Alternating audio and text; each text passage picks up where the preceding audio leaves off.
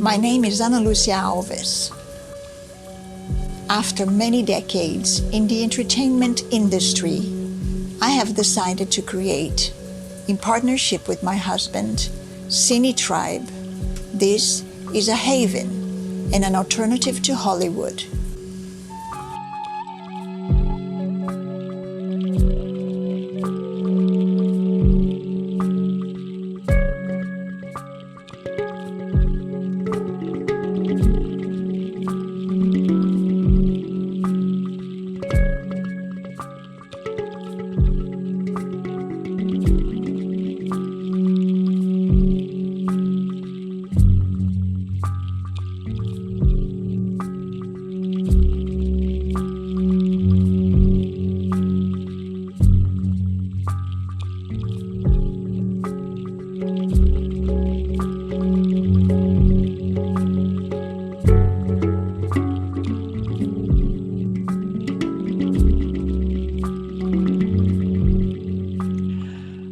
Good morning, Matthew Morreale. Hey, what's up? Everything is good. We are in a position to share some great stuff today regarding Cine Tribe and Cinema and the Psyche, your podcast, which is a brilliant one, have been put on hold for some time. So you are going to go back to it. So tell us about Cinema and the Psyche and why you created that. Okay, it's not only a podcast. Cinema and the Psyche is what I wanted to put together to better understand directing for myself. So as I was shortlisting Continuum, what was meant to be my first feature film, I realized I was gathering a lot of information that was really useful in how you would stage shots or frame shots. As a director, as soon as you're working through the script to figure out how you're going to shoot it, so many details come into play that you need to be on top of. And so Cinema and the Psyche was really the title of a book I intended to write for myself. Full of all of the advice and details and realizations I was having that I wanted to be reminded of. So I wanted a book for myself, like a Bible of filmmaking. Then later on, the idea that I thought, wow, I should just write a book because it's a lot of information. And then that kind of moved into, well, this would be fun to share as a podcast, and it would help instigate my mind more. So I started recording the podcast.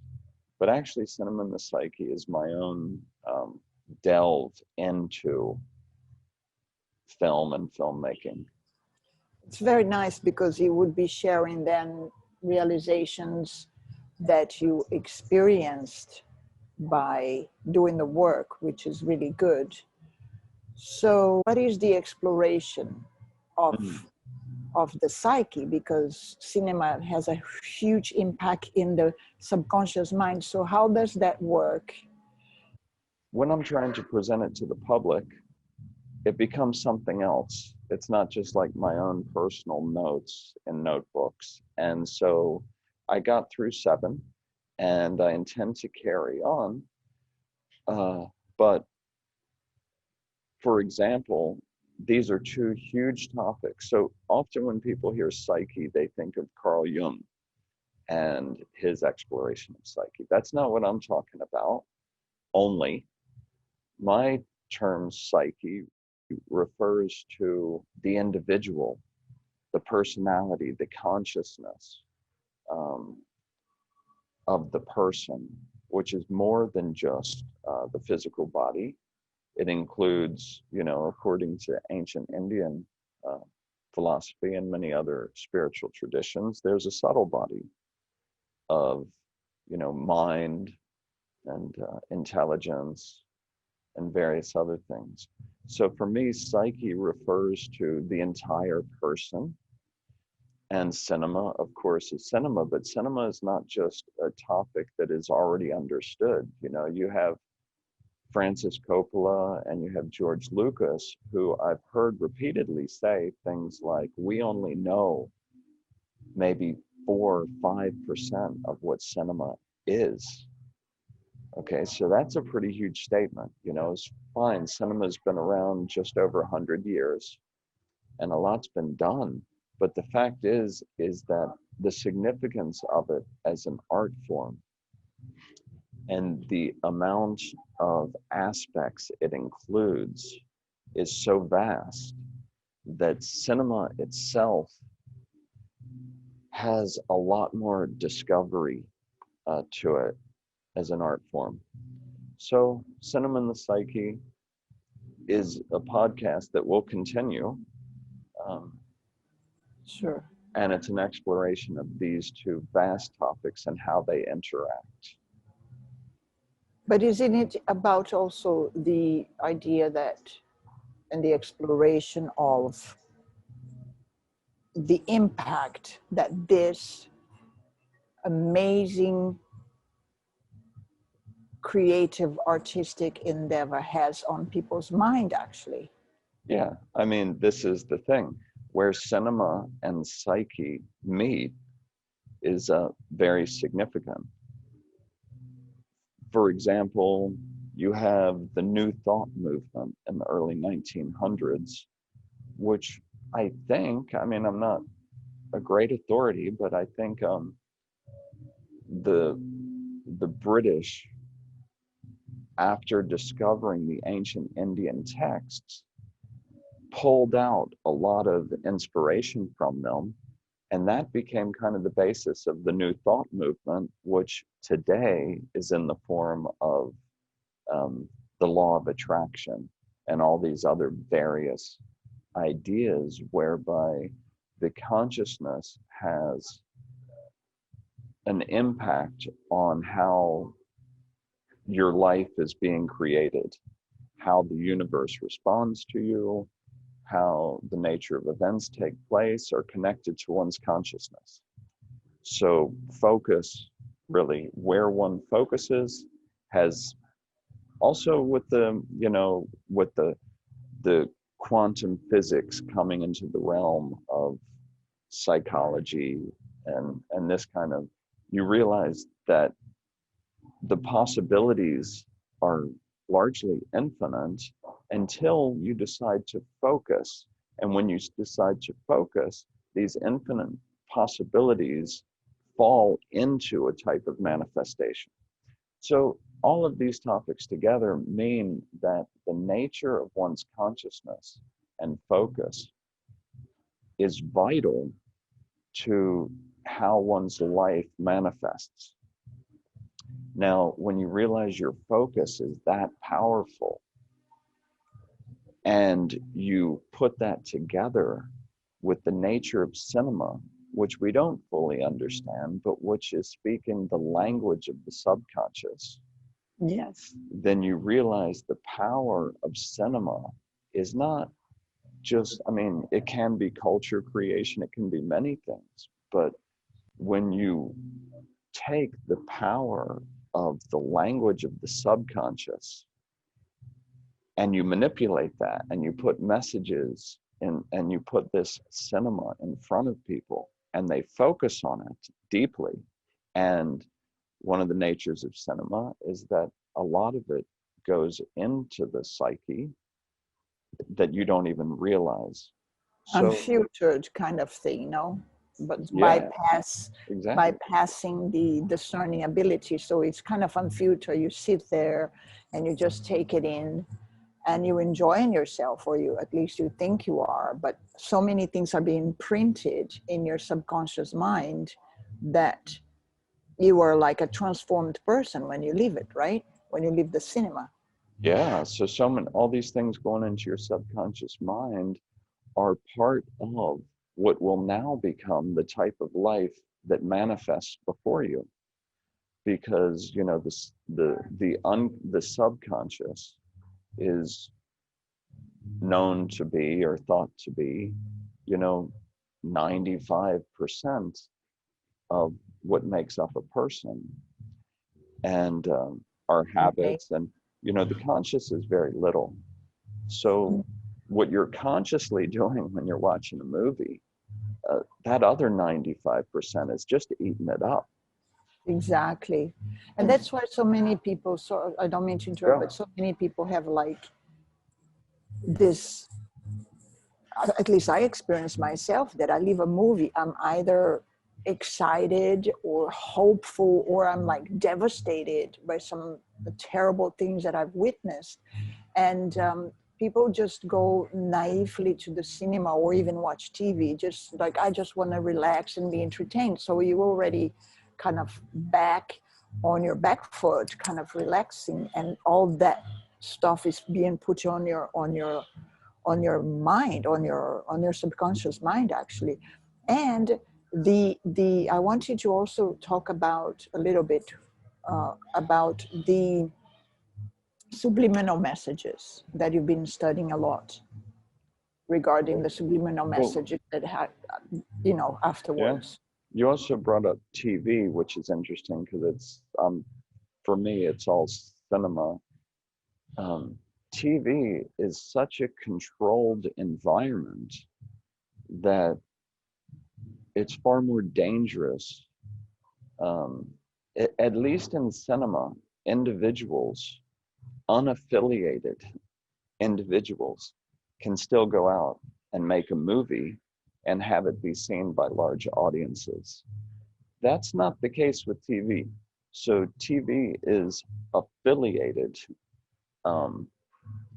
messages. So the problem with TV is then, well, who are they affiliated with and what are they trying to say? Because the subliminal nature, you may emotionally feel when you walk out of a movie, like you said, you may feel positive, you may feel dark, whatever it is. That's largely you responding on a conscious level. The real problems can be everything that you don't see that happened. Like one thing that I noticed years ago is, well, let's say that your consciousness, when we're talking the psyche, and I was talking law of attraction before, this is a real-time phenomenon. It's like the vibrations, the thoughts that you are offering out, your focus and largely your emotional state more so, is in real time co-creating the environment you're going into. Like broadcasting, like your brain machine is broadcasting things. Yes, this is a real-time event. Okay, so it's not that a lot of stuff happens and then at a certain point you say, okay, now I'm going to broadcast to the universe these ideas. No, this is an ongoing thing. During this conversation, we are broadcasting emotions and they're co-creating the moments to follow, the weeks and years to follow. So one thing I noticed in cinema years ago was the way it's used for culture creation, or the way it's used to push agendas. And this is not really conspiracy. I mean, it's on public record that organizations like the CIA have people on the payroll in pretty much all areas of mass communication. Okay. And it was even, I mean, we openly understood that during the 40s, I think many movies were simply there promoting, how the war activities. Yes. Like we see it all the time. It's like trends. It's like, so the idea that the messages are controlled to control the mind of the public is public record. This isn't conspiracy. So then one of the things I noticed was, you're watching a movie that is apparently, like, the theme of the movie may be positive. Okay, so, but 90% of the movie is all of its opposite, right? Because movies need conflict. So you spend, let's say the movie's an hour and a half, you spend, let's say, an hour and 15 minutes loading your mind with the opposite, with what is bad, what is negative, what is wrong. And you immerse yourself. Movies are highly emotional, and emotions are more effective on the co-creation process than are the thoughts. So that's Sure. another important element of cinema and the psyche. It's that it's actually an emotional medium. So you spend 90, 95% of the movie emotionally disturbed and getting programming of bad behavior, bad ideologies, destructive behavior, all of this stuff. And they, then there's this idea that in the last 5 minutes, when the hero wins and they give a little speech about what is apparently morally correct, you think that this has been a positive experience on the audience, but it hasn't actually. 95% of your time and emotions have been invested in bringing down the nature of humanity. Sure. And I The would go, impact is I'd go, huge. I'm sorry? Yeah, the impact is huge actually. If 90% of your time doing, a relaxing entertainment event, you just bombarded with just bad stuff, wrong behavior, uh, more wrong, just sometimes unacceptable behavior. Yeah. You just go and then you think, oh, I was entertained. Yeah. And because it resolves in the last 5 minutes, the idea somehow is that this is a good movie, morally. But with the nature of reality being created in real time, this is not a good movie, right? Of course, to make a to make a point in movies or storytelling, I mean, everything needs contrast. We even need contrast to grow. To build muscles, you have to strain them. You need contrast, but how the contrast is applied needs to be healthy and understood.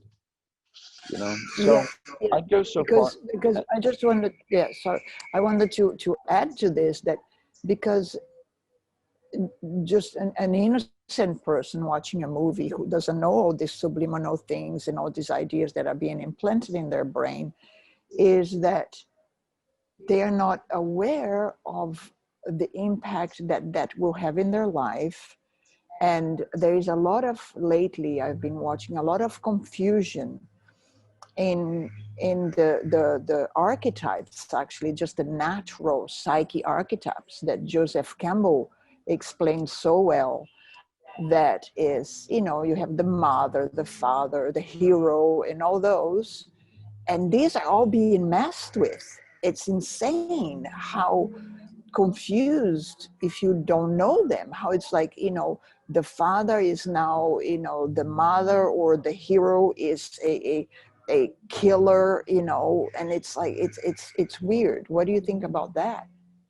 Yeah, large multinational conglomerates and their agendas are directing the course of the content of mass media.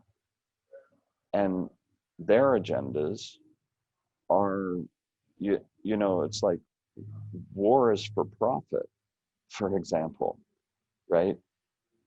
It's the agenda of the mass corporation to profit over and above everything else, pretty much. Um, and these are the entities controlling or defining the content. It's like I remember seeing a memo coming down to a writer, a Hollywood writer, a memo through the agency of the things they're looking for. And all of the things they're looking for are like dark, dark agendas.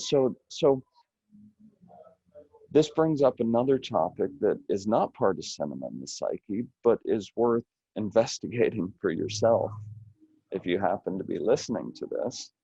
And that is, why are dark agendas being pushed so heavily? And there's very little in the mainstream that is truly empowering. And so, yeah, I forget your question exactly. Yeah, I was saying about the archetypes The that are archetypes, so yeah. used. Actually, it's interesting that you talk about this top to bottom ordering. It's a writer in Hollywood that wants to make it, as they say, or write content. You know, one of your scripts was sent to a Hollywood Warner Brothers studio. Actually, end up at the Warner Brothers, you know, kind of gang there, and they say, no, we can't do this. It's too intelligent, and the we are feeding the beast. It's too Literally was the intelligent. quote. They just Yeah, want to feed the beast, is the wording exactly. Is used. the wording.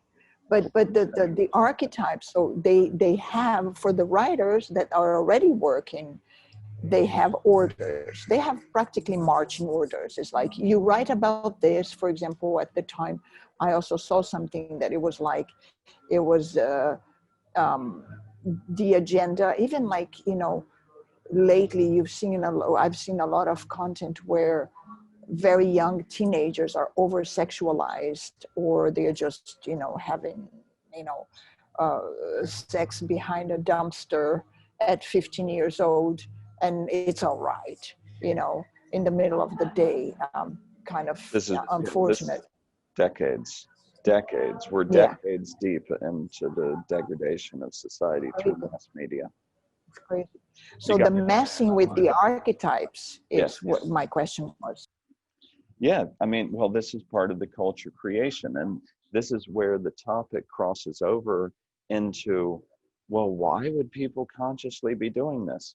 So I don't think addressing that here is the thing, but you definitely have to say the audience is not consciously aware in general. I meet very few people who understand that mass media is redefining reality for them, right?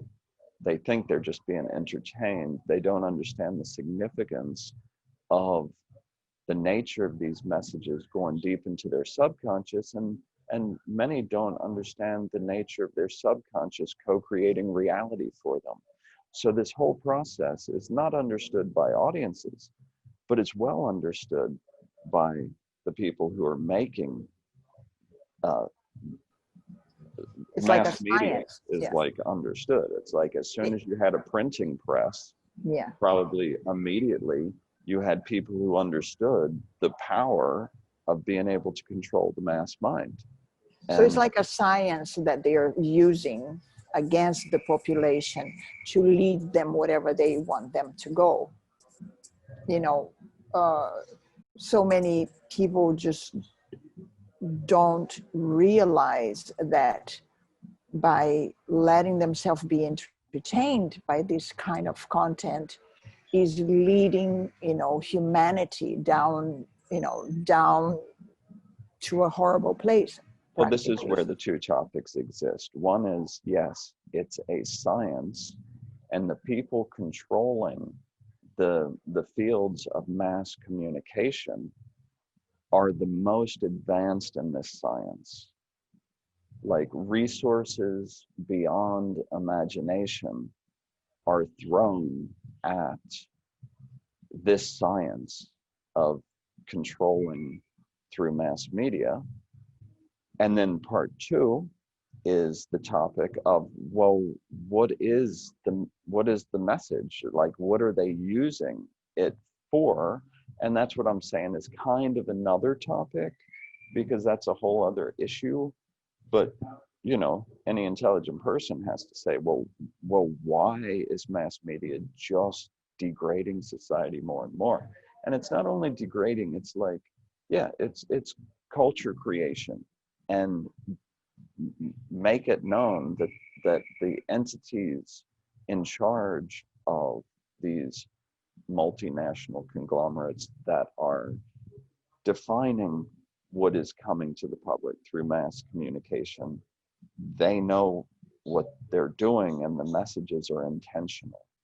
And like I say, and putting like 5 minutes at the end of a movie where the good guy wins is not good enough, because Exactly.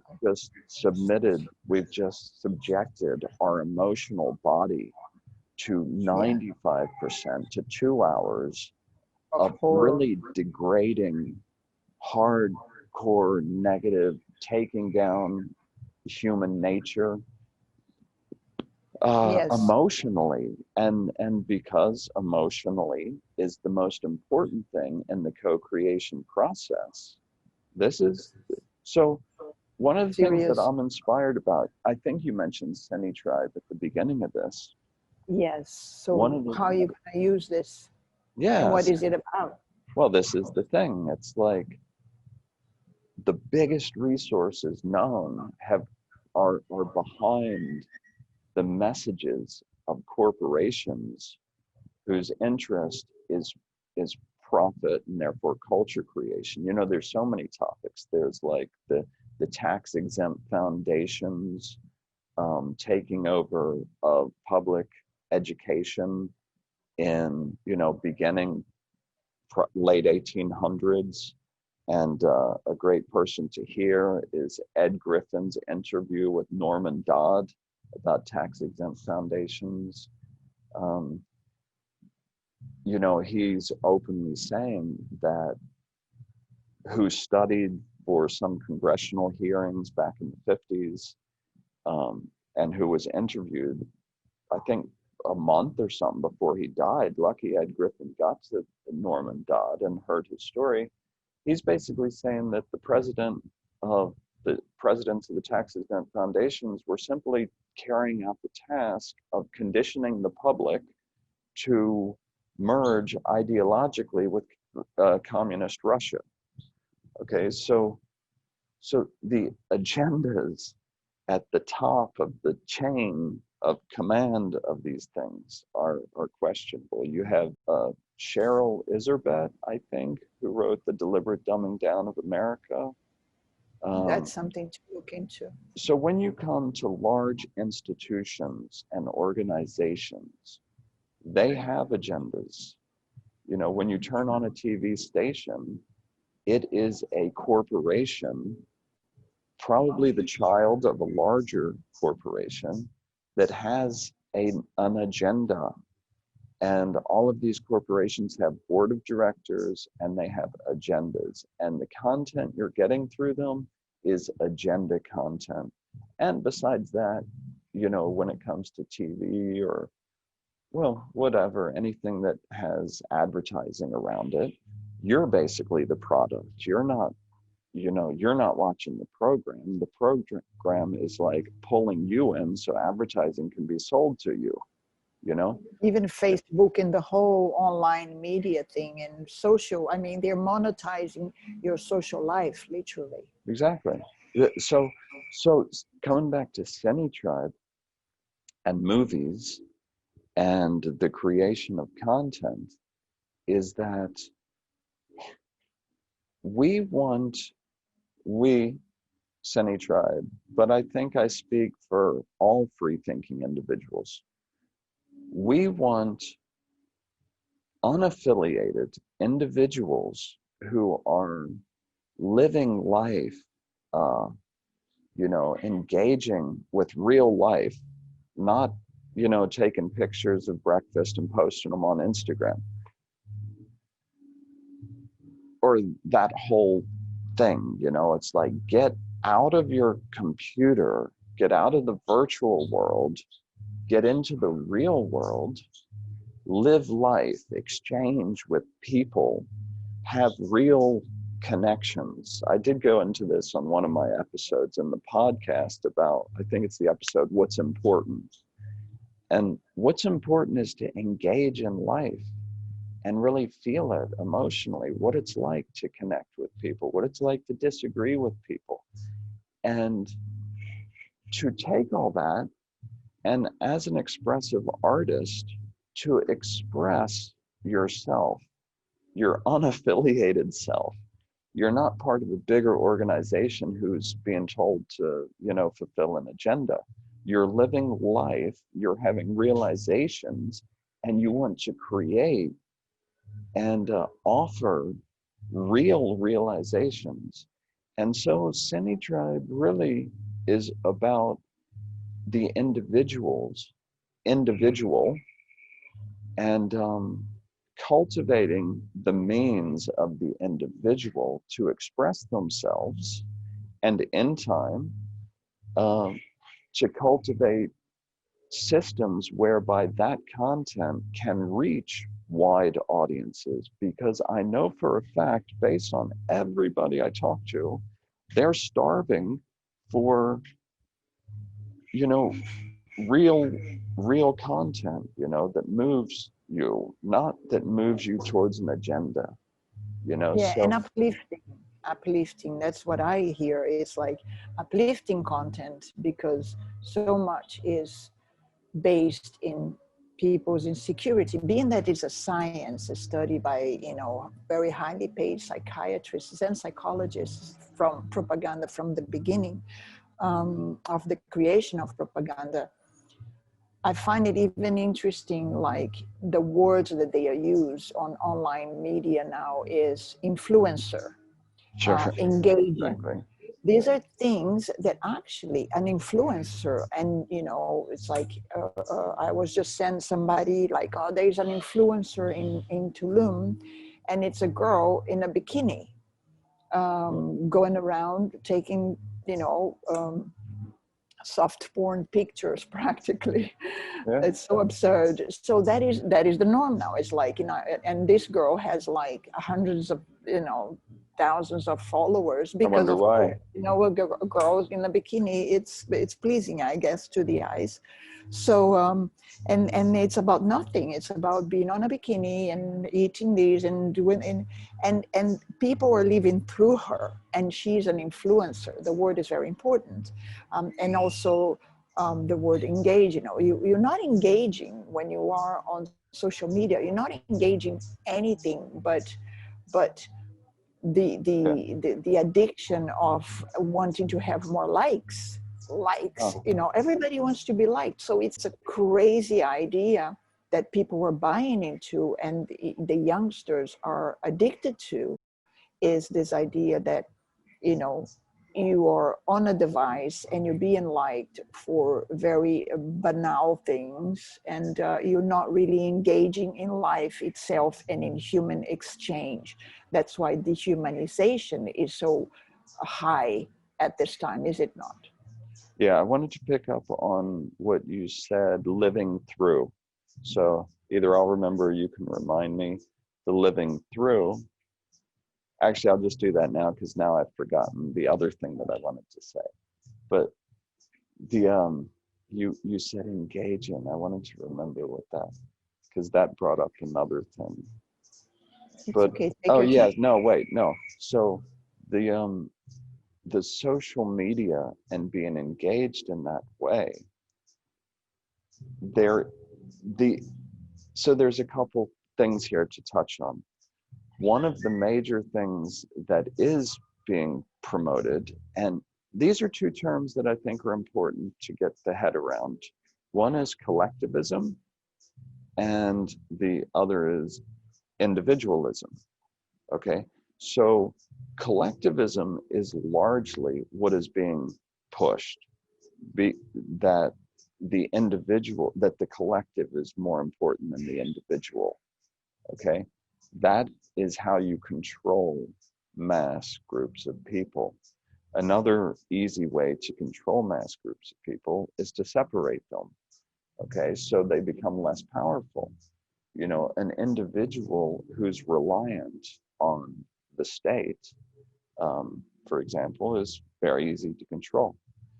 And collectivism means that the state is the authority, and that the power of the state is more important than the power of the individual. So everything feeds into that. So I just thought of that because social media is largely separating people.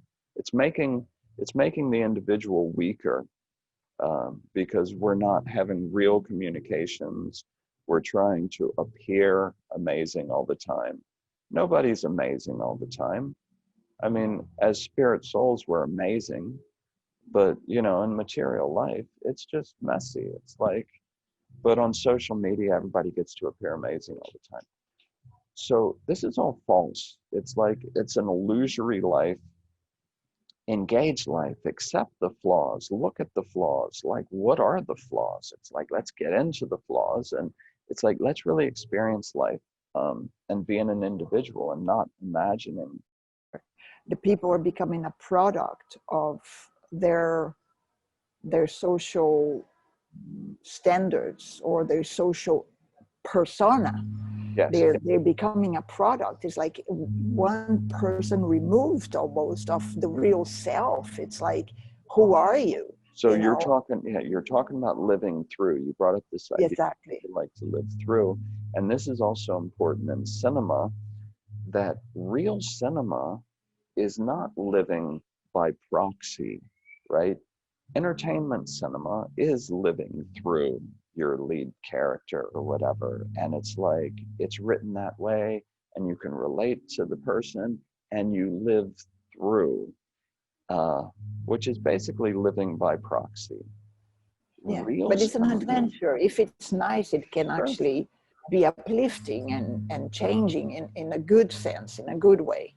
Yes, I mean, like, for example, I don't watch TV, but for example, I like Formula One, right? And I follow Hamilton. He speaks about God sometimes, and I like his character, right? So I've kind of, in a sense, lived through, you know, him winning 6 or 7 world championships that he's done by now. And then also for relaxation, because movies are not all that relaxing anymore at this point in time. You know, I followed Lamar Jackson, right, in football. And so in a sense, this is living through. So this is also, you know, it's nice. Sometimes our own lives are like, okay, this is pretty heavy stuff. Let me live through something and experience, you know, it can be inspiring. I guess reading. But it's a joyful thing. Joyful thing. But it can also be a way to avoid being a person. You know, it's like, if all you do is live through the likes in your social media, or you live through the personalities in the media, and then you turn on, you know, TV to live through, as long as you're like, your life becomes living through other entities. And not only that, when, like earlier we were talking about the agendas, you know, you become basically a pawn in other people's hands, right?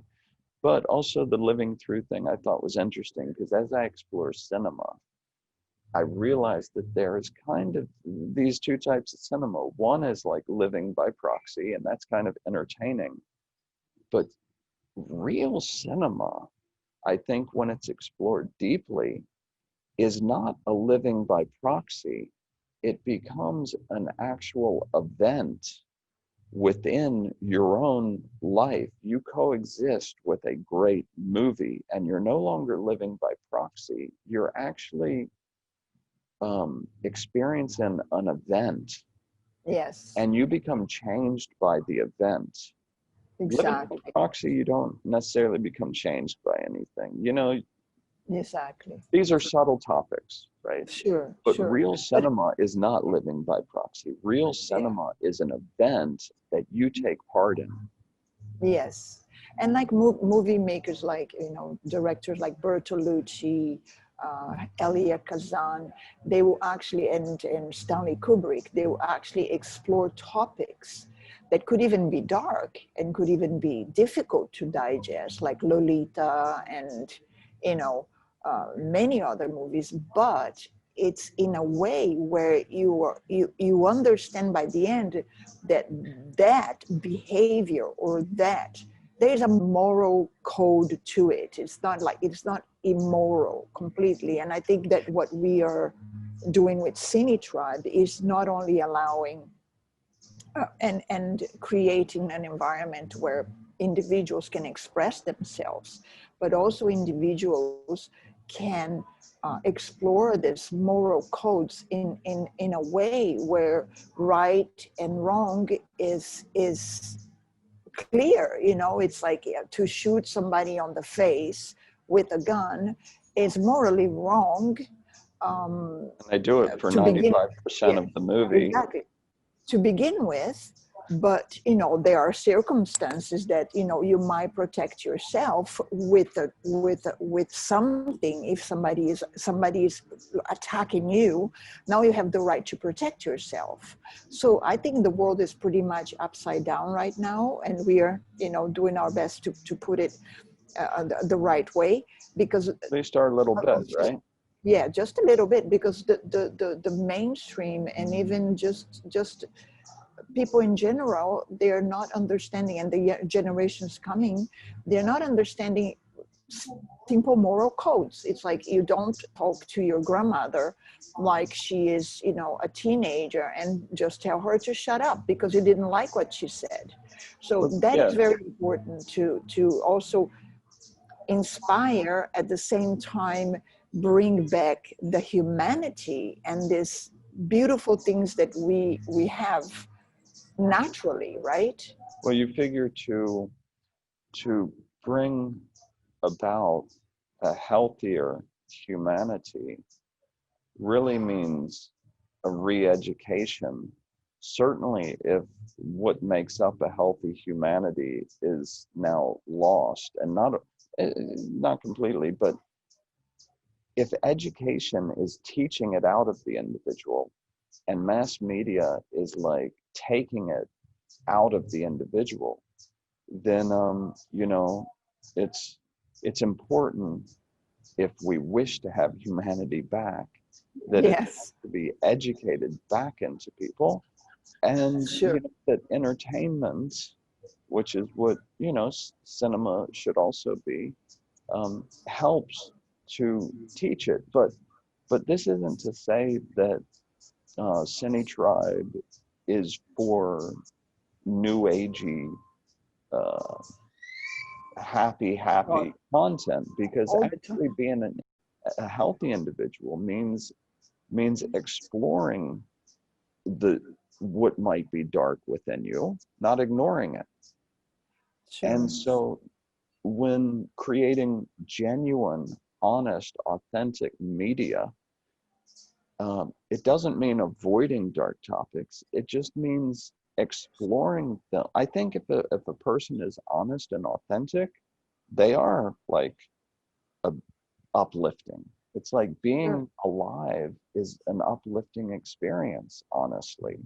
You know, Exactly. if a person is simply unaffected, if they're not taught to be depressed, really people are not, you know, it's like the natural state is um, happy, you know. Even in religions, we know that the spirit soul is eternal, full of knowledge of the state of everything, and blissful. The spirit soul is naturally blissful. So first, turn off the degrading, dehumanizing propaganda. Sure. You know, anything that is affiliated to a corporation, basically you've got to question it full on, because the chances are the agenda behind that information, this means all newspapers, you know, all newspapers.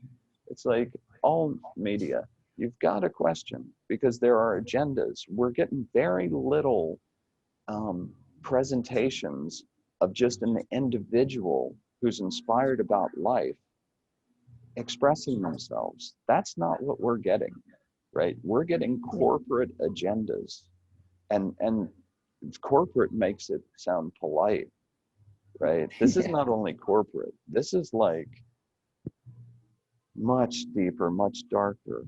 Okay, so if authentic, normal, human beings who wake up and are enjoying life and exploring their dark side, this is the kind of content we want to promote, and the kind of content that I think will help people become more aware of what it means to be, an individual and human in the world, which is getting lost. And I'm worried because I see, you know, one of the ways to implement and change culture is incrementalism. Sure. So it's like incrementally, it's like they may have a goal of, Agenda 21 for the, that needs to be complete by the end of this century, whatever. But the way they do it is incrementally. So you introduce a little today, you introduce a little a year from now, and by acclimatization, people don't even realize that they've gone way down a path they never should have. And so it's worrying now that kids coming into the world, I already saw it after 9/11. Kids who don't remember a world before, you know, the 9/11, before the The war internet. on terror, um, Before. it's And before the internet, which is, a yeah, completely also different before world. the internet. I preferred the world before the internet. It was way more fun, you know. Um, but all of these, what I guess what I'm trying to say is there is an incremental um, coming in of dark agendas, and each generation who is unaware of life before accepts the new normal, right? There's the term, the new normal, right? We're supposed to accept this sorry state of affairs being implemented by deceitful groups as a new normal. And the real worry is that kids don't know the difference. They think it is normal. For them, it's not the new normal, it's normal. And then incrementally, step by step, It and gets and this is what we've seen for decades. So really it's about unplugging, deprogramming, connect with life, and and reprogramming. It's like Matrix Reloaded. It's like just get out of that illusion and then explore reality as you experience it. And then, then your humanity will be reestablished. At least that's my like overall idea. Is that something that makes sense? yeah, life is actually amazing. Yeah. I think I remember reading the Celestine Prophecy. Maybe it was like the fifth insight or something. Celestine Prophecy briefly goes into how we're always stealing each other's energy because we're lacking it ourselves. I think it was like the fifth insight that was like, take anything and like look at it closely and deeply. And it's like, my God, what kind of amazing situation are we in? It's like this. So just disconnecting and looking at where you are and who's around you and delighting in life is pretty much all that's needed. Actually, Yeah. unplugging from corporate agendas is Yeah. all that's needed because life It is will amazing. save the world. Just allow the amazing nature of life to, In pay front of attention. you. But Yeah. coming In back to front of you. just to tie it all up, because I guess we're coming to the end here, is that cinema and the psyche, the reason it's so important to unplug is because it's your subconscious mind and consequently your emotional state that is co-creating the environment you're moving into. So Absolutely. that is why unplugging is vital. Being educated is good, but make sure you're being educated by actual real information, and focus on the type of future that you want to be a part of. you know? So that's all I'd Yeah. have to add. But cinema and the psyche is Beautiful. important because cinema is more powerful than we know. And the Yes. psyche is the core of our relationship to the nature of reality, and there Yes. is a co-creation process happening. So these two together are an epic combination. So it's not only a podcast that I started, did 7 episodes, it requires so much more, but it's my own exploration into my own filmmaking. Great, great. It's almost like it's the psyche is the field that is being used to steer humanity into chaos. So taking it back, reclaiming your mind, taking it to you, exploring the world yourself personally through your own senses, using your intelligence. It's like, whoa, it's almost like people, are thinking, my God, that's like a crazy idea. And This then is the only imagine, thing, right, that then can be done. imagine the next step, not only your gross senses, the 5 gross senses, but you have a subtle body that has subtle senses. So, but Emotion, you're never gonna, it's like, let's explore the nature of emotion. that. But as long Yeah. as you're plugged into this, you know, this agenda run by other minds, other people, your 100%. your abilities to even connect with your subtle body and your other senses are being, cut off. So Remove. yeah, not only reclaim your mind says it all. So that's great. Yeah. And also another hashtag that I use a lot is remove consent, because they can only continue pushing this thing if we consent to it. It's like there is a personal responsibility of the individual to just remove the consent. And because nothing can be done to your body if you don't consent, apart to, when you are in a dictator tyrannical government, which is trying to play out right now, which is not going to work. Not in my thing, but anyway, go ahead. I'm into art and expression. And when I think, like when you say consent, it implies that there is an entity with which we're consenting with. And my particular message is like, it reminds me of King Vidor's adaptation of The Fountainhead, right? The mediocre architect who takes away his work, right? Or his ability to do his work. He eventually meets him on the street. And yeah, that's and Ryan's book, The Fountainhead. And the mediocre architect says to him, now that you're here in front of me, why don't you just go ahead and tell me what you think of me? And he says, I don't think of you, and carries on. So for my liking, it's like, I'm interested in art and expression and doing our thing. And I don't feel like giving any attention to what I have concluded to be not only a waste of time, but severely detrimental. Yes, yes. But getting educated is good, but there's a point at which you got to go beyond being educated about the darkness and push it aside and get consumed in the light of who you are. Exactly. That's and what the world needs. Yeah, that's what the world wants. Not only what you can do, but what you want to do. What do you want to contribute, actually? And I think this is what Cine Tribe is beautiful about. And then there is the mastermind, that is this beautiful groups of people coming together to actually, what is it that they want to do and how they can contribute to a better future for all of us. So that's the Cine Tribe is running this mastermind, and the mastermind is about celebrating the individual.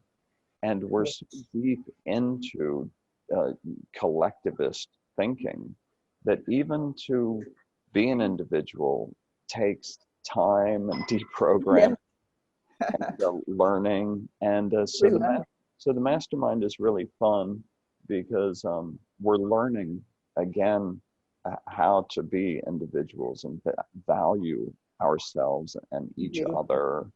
And so that's really, I found it really powerful. Very powerful, and it's growing exponentially. So thank you very much, Matt, Thank for you. being here, and hopefully a lot of people will hear this and plug into your cinema in the Psyche. We welcome everybody to join the mastermind and experience for yourselves. Don't take what other people tell you, not even me. Just experience for yourself. That is the best way you can actually say, Stop I repeating like this. pre-digested thoughts of other people. Come up Exactly. with a thought of your own based on your own life. Yeah, we want to hear it, and you guys can put your thoughts under this podcast, and spread the word, share, and be well, be good, and we will be seeing you guys soon. Cool. Thank you Hopefully. very much. Thank you. Bye bye for now. Okay. Bye.